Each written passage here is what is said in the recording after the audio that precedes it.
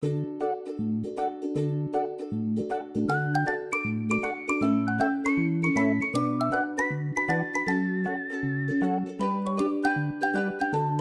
Alhamdulillah, berkat minyak gamat emas ni, bahu saya sembuh. Mas, okey, bahu saya sakit dalam 6 bulan sakit. Saya pakai ubat ni, gamat dah sampai 5 minit. Okey dah, tak boleh akal bau. Syukur Alhamdulillah abang. Pati gamat emas.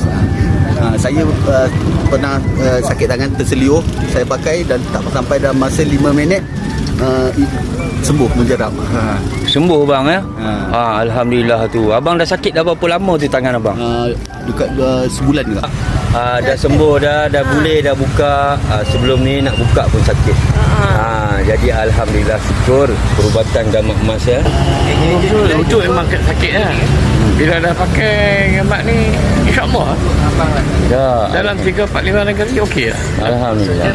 3-4 kali yang pakai. 4 kali pakai. Ada lagi lembek. Jadi sakit lutut abang tu sebenarnya dah berapa lama? Okey, lutut memang lama dah. Dulu pergi solat pun sakit kan. Sekarang ni solat pun insyaAllah okey lah. Alhamdulillah syukur kepada Allah Subhanahu Wa Taala yang menyembuhkan Allah. Ini hanyalah asbab. Asbab dia gamat emas. Syukur. Terima kasih ya abang Noh. Ya, terima kasih abang Noh. Kita jumpa lagi. Alhamdulillah. Okey, gamat emas terbaik. Terbaik.